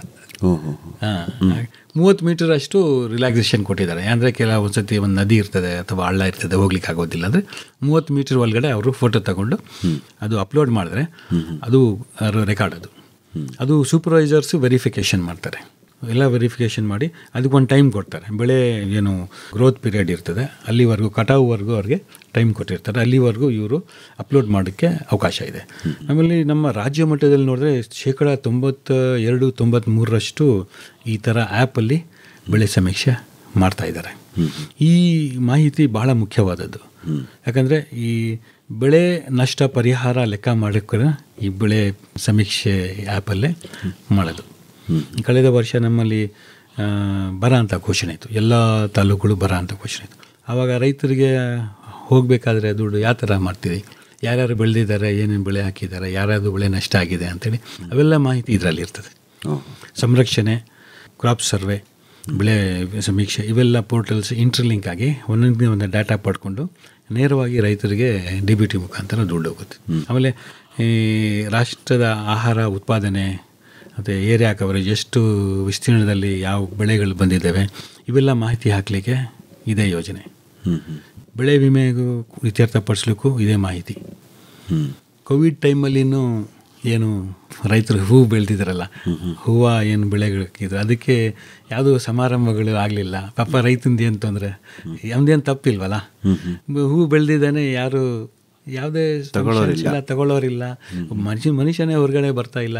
ಅವ್ರಿಗೂ ಕೂಡ ಅವ್ರ ಅಕೌಂಟ್ಗೆ ದುಡ್ಡು ಹಾಕಬೇಕಾದ್ರೆ ಹೆಂಗೆ ಐಡೆಂಟಿಫೈ ಮಾಡ್ತೀರಿ? ಈ ಕ್ರಾಪ್ ಸರ್ವೆ ಮೂಲಕ ಏನೇನು ಹೂವು ಬೆಳೆಗಳು ಬೆಳೆದಿದ್ರು ಅವ್ರಿಗೂ ಕೂಡ ಒಂದು ಪರಿಹಾರ ಥರ ಅವ್ರಿಗೆ ಸರ್ಕಾರ ಕೊಡ್ತಾವೆ. ಅಂದರೆ ಸಮೀಕ್ಷೆನ ಮುಂಗಾರು, ಹಿಂಗಾರು, ಬೇಸಿಗೆ ಮೂರು ಹಂಗಾಮಲ್ಲೂ ಪೂರ್ವ ಮುಂಗಾರು ಮಾಡ್ತೀವಿ. ಚಾಮರಾಜನಗರ ವಿಶೇಷತೆ ಅಂದರೆ 4 ಹಂಗಾಮುಗಳಲ್ಲಿ ಬೆಳೆ ಸಮೀಕ್ಷೆ ಆಗ್ತವೆ. ಪೂರ್ವ ಮುಂಗಾರು, ಮುಂಗಾರು, ಹಿಂಗಾರು, ಬೇಸಿಗೆ. ಓಹೋ, ಅಂದ್ರೆ ಈಗ ಬೆಳೆ ಬೆಳೆದು ಆ ಟೈಮಲ್ಲೂ ಒಂದು ಫೋಟೋ ಅಪ್ಲೋಡ್ ಮಾಡ್ತಾರೆ. ಹೌದು. ಕಟಾವು ಟೈಮಲ್ಲೂ ಒಂದು ಫೋಟೋ ಹಾಕ್ಬೇಕಾ? ಕಟಾವು ಟೈಮಲ್ಲಿ ಹಾಕೋದಿಲ್ಲ, ಏನು ಬೇಡ. ಈ ಪೆರನಿಯಲ್ಸ್ ಬಹುವಾರ್ಷಿಕ ಬೆಳೆಗಳು ಏನಿದಾವೆ 3 ವರ್ಷಕ್ಕೆ ಒಂದ್ಸತಿ ಅದು ಸರ್ವೆ ಆಗ್ತವೆ. ಈ ವಾರ್ಷಿಕ ಬೆಳೆಗಳು ಅದು ಹಂಗಾಮು ಬೆಳೆಗಳಲ್ಲೂ ಪ್ರತಿಯೊಂದು ಹಂಗಾಮಿಗೆ ಆಗ್ತವೆ. ಯಾಕಂದರೆ ಈ ಪದೇ ಪದೇ ಈ ಪೆರನಿಯಲ್ಸ್ದು ಸರ್ವೆ ಮಾಡೋ ಅವಶ್ಯಕತೆ ಇಲ್ಲ. ಒಂದು ಸತಿ ಹಾಕಿದರೆ 3 ವರ್ಷ ಅದು ಬ್ಲಾಕ್ ಆಗಿಬಿಡುತ್ತೆ, ಇದರಲ್ಲಿ ತೋರಿಸೋದಿಲ್ಲ, ಬರೋದಿಲ್ಲ. ಆ್ಯಪಲ್ಲಿ ತೊಗೊಂಡೋದ್ರೆ ಅದು ಮತ್ತೆ ತೊಗೊಳ್ಳೋದಿಲ್ಲ, 3 ವರ್ಷಕ್ಕೆ ಒಂದು ಸತಿನ ತೊಗೊಳ್ಳೋದು. ಅದು ಬಿಟ್ಬಿಟ್ಟು ಬೇರೆ ತಗೋಬೇಕು. ಪೂರ್ವ ಮುಂಗಾರು ಬೆಳೆಗಳೆಲ್ಲ, ಆಮೇಲೆ ಮುಂಗಾರು ಬೆಳೆಗಳೆಲ್ಲ. ಮುಂಗಾರು ಬೆಳೆಗಳಲ್ಲಿ ಈ ದೀರ್ಘಾವಧಿ ಬೆಳೆಗಳು ಬೆಳೀತಾರೆ, ಈ ಹತ್ತಿ, ತೊಗರಿ ಎಲ್ಲ. ಈ ಎಲ್ಲೆಲ್ಲಿ ಹತ್ತಿ ತೊಗರಿ ಬೆಳೆದಿರ್ತಾರೆ ಅಲ್ಲಿ ಹಿಂಗಾರು ಬೆಳೆಗಳು ಬರೋದಿಲ್ಲ, ಅಂಥವು ಕೂಡ ಬ್ಲಾಕ್ ಆಗ್ತವೆ. ಕಡಿಮೆ ಆಯಿತು. ಅದು ಬಿಟ್ಬಿಟ್ಟು ಬೇರೆ ಯಾವುದು ಹಿಂಗಾರು ಬೆಳೆಗಳು, ಹುರುಳಿ, ಕಡಲೆ ಇಂಥವು ಅವರು ಸಮೀಕ್ಷೆ ಮಾಡಲಿಕ್ಕೆ ಅವಕಾಶ ಇದೆ. ಸರ್, ಇದು ಕರೆಕ್ಟಾಗಿ ಭೂ ದಾಖಲೆಗಳನ್ನು ಇಟ್ಕೊಂಡಿರೋರ ಜಮೀನಿಗೆ ಪರವಾಗಿಲ್ಲ. ಈಗ ಎಷ್ಟೋ ಜನ ದಾಖಲೆಗಳನ್ನೇ ಸರಿಯಾಗಿ ಇಟ್ಕೊಳ್ಳಲ್ಲ. ಅವ್ರ ತಾತನ ಕಾಲದಲ್ಲಿ ಅವ್ರ ಹೆಸರಲ್ಲಿ ಇರುತ್ತೆ ಜಮೀನು, ವ್ಯವಸಾಯ ಯಾರೋ ಮಾಡ್ತಿರ್ತಾರೆ, ಹಾಗಾಗಿ ಅವ್ರ ಹೆಸರಲ್ಲಿ ಇರುತ್ತೆ, ಅದನ್ನ ಪೋಡ್ ಮಾಡಿಸಲ್ಲ, ಆಮೇಲೆ ಇವ್ರ ಹೆಸರಿಗೆ ಖಾತೆ ಆಗಿರಲ್ಲ. ಅದು ಆಂದೋಲನ ರೂಪದಲ್ಲಿ ಕಂದಾಯ ಇಲಾಖೆಯಿಂದ ಆಗ್ತಾ ಇದ್ದಾವೆ. ಹೌದು, ಆಂದೋಲನ ರೂಪದಲ್ಲಿ ಪೋಡಿ ಆಂದೋಲನ ಅಂತೇಳಿ ಕಂದಾಯ ಇಲಾಖೆಯಿಂದ ಆಗ್ತಾ ಇದ್ದಾವೆ. ತಾತನ ಹೆಸರಲ್ಲಿರೋದು ಇನ್ನು ಮಗನ ಹೆಸರಿಗೆ ಮೊಮ್ಮಕ್ಕಳ ಹೆಸರಿಗೆ ಬಂದಿರೋದಿಲ್ಲ. ಅದು ಬಂದ್ರೇನೆ ಇವೆಲ್ಲ ಸವಲತ್ತುಗಳು ಪಡೆದುಕೊಳ್ಳಿ. ಮತ್ತೆ ಒಬ್ಬನೇ ರೈತ ಒಂದು 5-6 ಕಡೆ ಜಮೀನು ಇಟ್ಕೊಂಡಿರ್ತಾನೆ, ಇಲ್ಲೊಂದು ಅರ್ಧ ಎಕರೆ ಅಲ್ಲೊಂದು 2 ಎಕರೆ, ಆ ತರಹ ಬೇರೆ ಬೇರೆ ತುಂಡು ಇದ್ರೂ ಬೆಳೆ ಸಮೀಕ್ಷೆ ಆ್ಯಪಲ್ಲಿ ಅಪ್ಲೋಡ್ ಮಾಡೋಕ್ಕೆ ಏನು ಸಮಸ್ಯೆ ಇಲ್ಲ. ಸಮಸ್ಯೆ ಇಲ್ಲ ಅಂದರೆ ಅವನ ಹೆಸರೇ ಬರುತ್ತೆ. ಹೌದೌದು ಅಲ್ವಾ? ಹೌದೌದು. ಅಂದರೆ ಈಗೆಲ್ಲವೂ ಕೂಡ ಒಂಥರ ಸರಳವಾಗಿದೆ ಮತ್ತು ಪಾರದರ್ಶಕವಾಗಿದೆ. ಮತ್ತು ಪ್ರತಿಯೊಂದನ್ನು ಕೂಡ ರೈತನಿಗೂ ನೋಡೋ ಇದು ಇದೆಯಾ ಸರ್, ಅವಕಾಶ ಇದೆ? ಬೆಳೆ ದರ್ಶಕ ಆಪ್ ಅಂತ ಇದೆ, ರೈತರು ಅವ್ರು ಡೌನ್ಲೋಡ್ ಮಾಡ್ಕೊಂಡ್ರೆ ತನ್ನ ಬೆಳೆಯಲ್ಲಿ ಏನೇನು ಬೆಳೆದಿದ್ದೀವಿ ಅಂತೇಳಿ ಒಂದು 5 ಎಕರೆ ಜಮೀನಿದ್ರೆ ಪೂರ್ತಿ ಬರೀಬೇಕಲ್ಲಿ. ಜೋಳ ಎಷ್ಟು ಎಕರೆ ಹಾಕಿದ್ದಾರೆ, ರಾಗಿ ಎಷ್ಟು ಎಕರೆ ಹಾಕಿದ್ದಾರೆ, ಬೇರೆ ಇತರೆ ಪಂಪ್ ಸೆಟ್ಟು ಅದೆಲ್ಲ ಎಷ್ಟು ಎಕರೆ ಬರ್ಬೋದು, ಎಷ್ಟು ಗುಂಟೆ ಬರ್ಬೋದು, ಎಲ್ಲ ಸೇರಿ 5 ಎಕರೆ ಸಂಪೂರ್ಣ ಮಾಡಿದ್ರೆ ಅದು ಅಪ್ಲೋಡ್ ಆಗೋದು. ಒಂದು 2 ಗುಂಟೆ ಬಿಟ್ಟರು ಅದು ಅಪ್ಲೋಡ್ ಆಗಲ್ಲ, ಹಾಕಬೇಕು. ಅವರು ಬೆಳೆ ದರ್ಶಕಲ್ಲಿ ರೈತ ನೋಡ್ಕೋಬೋದು, ನನ್ನ ಜಮೀನಲ್ಲಿ ನಾನು ಏನು ಬೆಳೆದಿನಿ ಸರಿಯಾಗಿ ಅಪ್ಲೋಡ್ ಮಾಡಿದಾರಾ. ಅದು ಅಬ್ಜೆಕ್ಷನ್ ಹಾಕ್ಲಿಕ್ಕೂ ಅವಕಾಶ ಇದೆ. 15 ದಿವಸ ಟೈಮ್ ಕೊಡ್ತೀವಿ. ಬೆಳೆ ದರ್ಶಕ ಆ್ಯಪ್ ಎಲ್ಲ ಬೆಳೆ ಸರ್ವೆ ಮುಗಿದ ಮೇಲೆ ಅವ್ರು ನೋಡ್ಕೋಬೋದು. ನಾನು ಮುಂಚೆ ಸೂರ್ಯಕಾಂತಿ ಹಾಕಿದೆ, ಸರಿಯಾಗಿ ಮಳೆ ಬಂದಿಲ್ಲ, ಹಾಗಾಗಿ ಅದು ತೆಗೆದುಬಿಟ್ಟು ನಾನು ಬೇರೆ ಬೆಳೆ ಹಾಕ್ಕೊಂಡಿದ್ದೀನಿ, ಮುಸ್ಕಿನ ಜೋಳ ಹಾಕ್ಕೊಂಡಿದ್ದೀನಿ ಅಂದರೆ ಅದಕ್ಕೆ ಅವಕಾಶ ಇದೆ. ಸರ್, ಕೃಷಿ ಇಲಾಖೆ ಬೆಳೆ ಬೆಳೆಯೋದಷ್ಟೇ ಅಲ್ಲದೆ ಮೌಲ್ಯವರ್ಧನೆ ಬಗ್ಗೆನೂ ಹೆಚ್ಚು ಗಮನ ಕೊಡ್ತಾ ಇದೆ. ವ್ಯಾಲ್ಯೂ ಅಡಿಷನ್ ಮತ್ತು ಮಾರ್ಕೆಟಿಂಗು, FPOಗಳ ರಚನೆ, ಅದ್ರ ಬಗ್ಗೆ ಹೇಳಿ ಸರ್. ಚಾಮರಾಜನಗರ ಜಿಲ್ಲೆಯಲ್ಲಿ ಯಾವ ರೀತಿ ನಡೀತಾ ಇದೆ? PMFMA ಅಂತೇಳಿ ಪ್ರಧಾನಮಂತ್ರಿ formalisation of micro food processing industries ಅಂತೇಳಿ, ಅಂದರೆ ಸಣ್ಣ ಅತಿ ಸಣ್ಣ ಗುಡಿಗಾರಿಕೆ ಕಾಟೇಜ್ ಇಂಡಸ್ಟ್ರೀಸ್, ಅಂದರೆ ಆಹಾರ ಸಂಸ್ಕರಣೆಯಲ್ಲಿ ಯಾರ್ಯಾರಿದ್ದಾರೆ ಅವರು ಒಂದು ಪ್ರೋತ್ಸಾಹ ಕೊಡಲಿಕ್ಕೆ ಒಂದು ಕೇಂದ್ರ ಸರ್ಕಾರದ ಯೋಜನೆ. ಇದು ಕೋವಿಡ್ ಆದಮೇಲೆ ಆತ್ಮನಿರ್ಭರ್ ಭಾರತ್ ಅಂತೇಳಿ, ಕೋವಿಡ್ ಆದಮೇಲೆ ರೈತ ಬಾಂಧವರಿಗೆ ಇದು ಅನುಕೂಲ ಆಗಲಿ ಅಂಥೇಳಿ. ಇದರ ವಿಶೇಷತೆ ಏನಂದರೆ, ಈಗ ರೈತ ಏನು ಮಿನಿಮಮ್ ಕ್ವಾಲಿಫಿಕೇಷನ್ ಇಲ್ಲ, ಇದಕ್ಕೆ ಮಿನಿಮಮ್ ಕ್ವಾಲಿಫಿಕೇಷನ್ ಬೇಕಾಗಿಲ್ಲ, ಕನಿಷ್ಠ ವಿದ್ಯಾರ್ಹತೆ ಅವಶ್ಯಕತೆ ಇಲ್ಲ. ಇದರಲ್ಲಿ ಏನಿರಬೇಕಂದ್ರೆ ಯಾವುದೇ ಒಂದು ಸಂಸ್ಕರಣೆ ಘಟಕಗಳು, ತೋಟಗಾರಿಕೆ ಬೆಳೆಗಳಾಗ್ಬೋದು ಅಥವಾ ಕೃಷಿ ಬೆಳೆಗಳಿಗಾಗ್ಬೋದು, ಅಥವಾ ಈ ಒಂದು ಮಿಲ್ಲಿಂಗ್ ಮಾಡಲಿಕ್ಕೂ ನನಗೆ ಈ ಫ್ಲೋರ್ ಮಿಲ್ಸ್ ಹಾಕ್ಲಿಕ್ಕೂ ಇದರಲ್ಲಿ ಅವಕಾಶ ಇದೆ. ಅದು ಕೂಡ ಒಂಥರ ಪ್ರಾಸೆಸಿಂಗ್. ಆಮೇಲೆ ಈ ತೃಣಧಾನ್ಯಗಳು, ಸಿರಿಧಾನ್ಯಗಳಲ್ಲೂ ನಾರಿನಾಂಶ ಜಾಸ್ತಿ ಇರ್ತದೆ, ಅವೆಲ್ಲ ತೆಗೆದುಬಿಟ್ಟು ಅಕ್ಕಿ ಮಾಡೋದು, ಅದರಲ್ಲಿ ಪ್ಯಾಕಿಂಗ್ ಮಾಡೋದು, ವ್ಯಾಲ್ಯೂ ಅಡಿಷನ್ ಮಾಡಲಿಕ್ಕೆ, ಮೌಲ್ಯವರ್ಧನೆಗೆ ಇದರಲ್ಲಿ ಅವಕಾಶ ಇದೆ. ಒಂದು ಯೂನಿಟ್ಗೆ ಈ ಬಿಲ್ಡಿಂಗು ಜಮೀನು ಕಾಸ್ಟ್ ಬಿಟ್ಬಿಟ್ಟು ಮೆಷಿನರಿ ಕಾಸ್ಟ್ ಏನಿರುತ್ತೆ 30 ಲಕ್ಷವರೆಗೂ ಮ್ಯಾಕ್ಸಿಮಮ್ ಹಾಕ್ಕೊಂಡ್ರೆ 15 ಲಕ್ಷ ಅಷ್ಟು ಅವ್ರಿಗೆ ಸಬ್ಸಿಡಿ ಬರುತ್ತೆ. 15 ಲಕ್ಷ ಅಷ್ಟು ಅಂದರೆ ಎಲ್ಲ ರಾಜ್ಯದ ಉಳಿದ ಭಾಗಗಳಲ್ಲಿ ಸಾಮಾನ್ಯವಾಗಿ 35% ಇರೋದು. ಈ ನಾರ್ತ್ ಈಸ್ಟರ್ನ್ ಕಂಟ್ರೀಸಲ್ಲಿ 90%, 50% ಸಬ್ಸಿಡಿ ಇದೆ ಯೂನಿಯನ್ ಟೆರಿಟರೀಸಲ್ಲಿ. ನಮ್ಮ ರಾಜ್ಯದಲ್ಲಿ ಅಕ್ಕಪಕ್ಕ ರಾಜ್ಯ ಕೇರಳ, ತಮಿಳುನಾಡು ಇಲ್ಲೆಲ್ಲ 35% ಇರೋದು. ನಮ್ಮಲ್ಲಿ 50% ಇದೆ. ಎಲ್ಲಿ? ಕರ್ನಾಟಕದಲ್ಲಿ ಈ PMFME ಯೋಜನೆಯಲ್ಲಿ. ಈಗ 30 ಲಕ್ಷ ಅವ್ರ ಮೆಷಿನರಿ ಹಾಕೊಂಡ್ರೆ 50%. ಅಂದರೆ 35% ಏನಿದೆ ಇದರಲ್ಲಿ 60-40 ರೇಷಿಯೋದಲ್ಲಿ 60% ಕೇಂದ್ರ ಸರ್ಕಾರದ್ದು, 40% ರಾಜ್ಯ ವಲಯದ್ದು, 35% ಸಬ್ಸಿಡಿಯಲ್ಲಿ. ಇದಲ್ಲದೆ ಹೆಚ್ಚುವರಿಯಾಗಿ 15% ನಮ್ಮ ರೈತರಿಗೆ ಅನುಕೂಲ ಆಗಲಿ ಅಂತೇಳಿ ನಮ್ಮ ರಾಜ್ಯ ಸರ್ಕಾರ ಕೊಡ್ತಾ ಇದೆ. ಒಟ್ಟಾರೆ 50% ರಿಯಾಯಿತಿ ಅವ್ರಿಗೆ ಸಿಗುತ್ತೆ ಮೆಷಿನರೀಸ್ ಕಾಸ್ಟ್. ಈಗ ಶೇಂಗಾ ಇದೆ, ಕಡಲೆಕಾಯಿ ಇದೆ, ರೈತರು ಹಂಗೆ ಕಡಲೆಕಾಯಿ ಹೋಗಿ ಮಾರ್ಕೆಟಲ್ಲಿ ಕಡಿಮೆ ಬೆಲೆಗೆ ಮಾರಿಬಿಡ್ತಾರೆ. ಅದರಲ್ಲಿ ಸಿಪ್ಪೆ ತೆಗೆದು ಡಿಕಾರ್ಟಿಕೇಟರ್ ಮಾಡ್ಕೊಳ್ಳೋದು, ಅದರಲ್ಲಿ ರೋಸ್ಟ್ ಮಾಡ್ಕೊಳ್ಳೋದು, ಚಿಕ್ಕಿ ಮಾಡ್ಕೊಳ್ಳೋದು. ಆಮೇಲೆ ಅದರಲ್ಲಿ ಪೀನಟ್ ಬಟರ್ ಅಂತ ಬರುತ್ತೆ. ನಮ್ಮ ರೈತರೆಲ್ಲ ಕೋಕೋ ಬಟರ್, ಚೋಕೋ ಎಲ್ಲ ಹಾಕೊಂಡು ರೊಟ್ಟಿಗೆ ಬ್ರೆಡ್ಗೆ ಹಾಕೊಂಡು ತಿಂತಾರಲ್ಲ, ಆ ಥರ ಪೀನಟ್ ಬಟರ್ ಅಂತಾನು ಬರುತ್ತೆ. ಅದು ನಮ್ಮ CFTRE ಟೆಕ್ನಾಲಜಿಯಲ್ಲಿ ಹೋಗಿ ಪಡ್ಕೊಂಡ್ರೆ ಟ್ರೈನಿಂಗು ಕೂಡ ಇದರಲ್ಲಿ ಅವಕಾಶ ಇದೆ, ಟ್ರೈನಿಂಗ್ ಮಾಡ್ಕೋಬೋದು ಅವರು. ಇಲ್ಲಿ ಯಾರಾದರೂ ನಾವು ಡಿಸ್ಟ್ರಿಕ್ಟ್ ರಿಸೋರ್ಸ್ ಪರ್ಸನ್ ಯೋಜನಾ ವರದಿ ತಯಾರಿಸಕ್ಕೂ ಕೂಡ ನೀವು ಅವಕಾಶ ನಮ್ಮಲ್ಲಿ ಅವಕಾಶ ಮಾಡ್ಕೊಡ್ತೀವಿ ಅಲ್ವಾ. ಅವರಿಗೆ ಯಾರು ತಯಾರು ಮಾಡ್ಕೊಡ್ತಾರೋ ಅವ್ರಿಗೆ ಒಂದು ಪ್ರಾಜೆಕ್ಟ್ಗೆ 20,000 ರೂಪಾಯಿ ಅಷ್ಟು ಅವ್ರಿಗೆ ದುಡ್ಡು ಕೊಡ್ತೀವಿ. ಏನು ಕೊಡೋದಿಲ್ಲ, ನೀವು ಕೊಡ್ತೀರಿ, ನಾವು ಕೊಡ್ತೀವಿ. ಆದರೆ ಅವರು ಸೇವೆ ಮಾಡೋದು ರೈತರಿಗೆ ಸೇವೆ ಮಾಡೋದು ಅಲ್ವಾ. ಈಗ ಕೆಲವರು ನಿರುದ್ಯೋಗಿಗಳಿರ್ತವೆ, ನಿರುದ್ಯೋಗಿಗಳಲ್ಲಿ ಅನ್ಎಂಪ್ಲಾಯ್ಡ್ ಯೂತ್ಸ್ ಇದ್ದಾರೆ, ಯುವಕರಿದ್ದಾರೆ ಕೆಲಸ ಇಲ್ಲದೆ, ಅವರು ಕೂಡ ಒಂದು ಪ್ರಾಜೆಕ್ಟ್ ರಿಪೋರ್ಟ್ ರೆಡಿ ಮಾಡಿಕೊಟ್ರೆ ನಾವು ಹೇಳ್ಕೊಡ್ತೀವಿ ಅವ್ರಿಗೆ ಯಾವ ಥರ ಮಾಡಬೇಕು ಅಂತೇಳಿ. ನಾವು ಇನಿಷಿಯಲಿ ಸ್ವಲ್ಪ ಯಾವ್ಯಾವುದು ಪ್ರಾಜೆಕ್ಟ್ಸ್ ಯಾವ್ಯಾವುದು ಅರ್ಹರಿದ್ದಾವೆ ಯಾರು ಇಲ್ಲ ಅಂತೇಳಿ ನಾವು ಹಾಕ್ಕೊಡ್ತೀವಿ.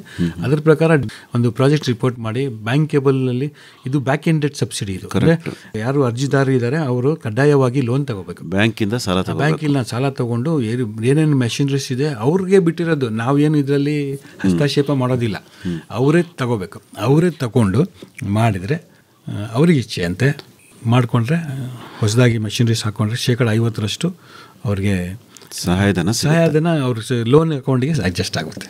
ಅವ್ರು ಕ್ಯಾಶ್ ಕೊಡೋದಿಲ್ಲ ಅವ್ರಿಗೆ. ರೈತ ಉತ್ಪಾದಕ ಸಂಸ್ಥೆಗಳಿಗೆ ಸಂಬಂಧಪಟ್ಟ FPOಗೂ ಕೂಡ ನಾವು ಇದರಲ್ಲಿ ಅವಕಾಶ ಇದೆ. FPO ಮಾಡಿಕೊಂಡ್ರೆ ಅವ್ರಿಗೆ ಜಾಸ್ತಿ ಸಬ್ಸಿಡಿ ಇದೆ, ಅಪ್ ಟು 50 ಲಕ್ಷವರೆಗೂ ಅವ್ರಿಗೆ ಸಬ್ಸಿಡಿ ಇದೆ. FPOಗಳೇನಾದ್ರು ಮಾಡಿದ್ರೆ ಮಾಡಿಕೊಂಡ್ರೆ. ಅಂದರೆ ಹೇಗೆ ನಡೀತಾ ಇದೆ ಸರ್ ಈಗ ಚಾಮರಾಜನಗರ ಜಿಲ್ಲೆಯಲ್ಲಿ? ಇದಾರ ಸರ್? ಇದಾವೆ. ಮತ್ತು ಇನ್ನೂ ತೋಟಗಾರಿಕೆ ಇಲಾಖೆಯಿಂದನೂ ಮಾಡಿದ್ದಾರೆ, ನಮ್ಮ ಇಲಾಖೆಯಿಂದನೂ ಮಾಡಿದ್ದಾರೆ, ನಾಬಾರ್ಡ್ ಸಂಸ್ಥೆಯವರು ಕೂಡ ಅವರು ಮಾಡ್ಕೊಂಡಿದ್ದಾರೆ.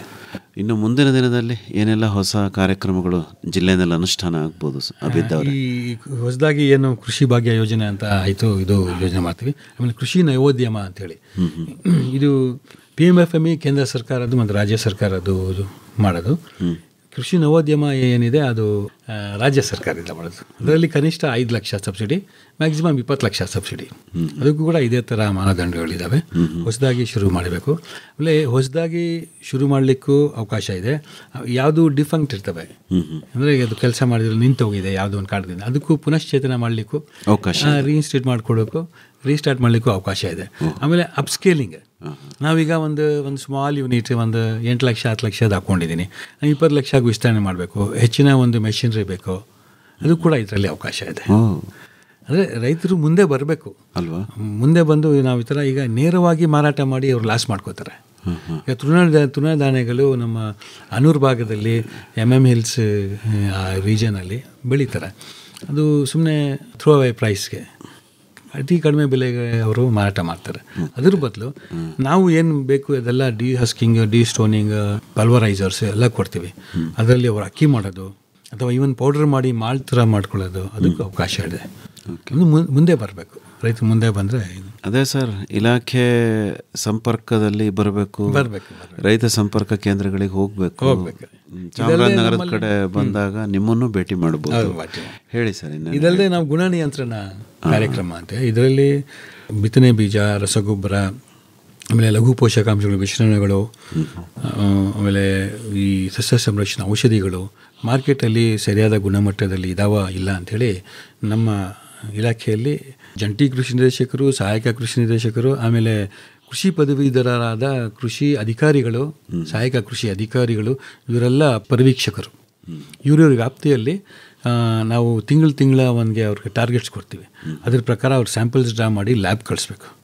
ಲ್ಯಾಬ್ ಕಳಿಸಿದ್ರೆ ಅದರಲ್ಲಿ ಏನಾದರೂ ಸಬ್ ಸ್ಟ್ಯಾಂಡರ್ಡ್ ಅಂತ ಬಂದರೆ, ಗುಣಮಟ್ಟ ಕಡಿಮೆ ಅಂತ ಹೇಳಿದರೆ ಅವ್ರಿಗೆ ಕ್ರಿಮಿನಲ್ ಕೇಸ್ ಕೂಡ ನಾವು ಹಾಕ್ತೀವಿ. ಯಾರ್ಯಾರು ಮಾರಾಟಗಾರ ಇದ್ದಾರೆ, ಯಾರ್ಯಾರು ತಯಾರಕರಿದ್ದಾರೆ ಅವ್ರಿಗೂ ನಾವು ಮಾಡ್ತೀವಿ.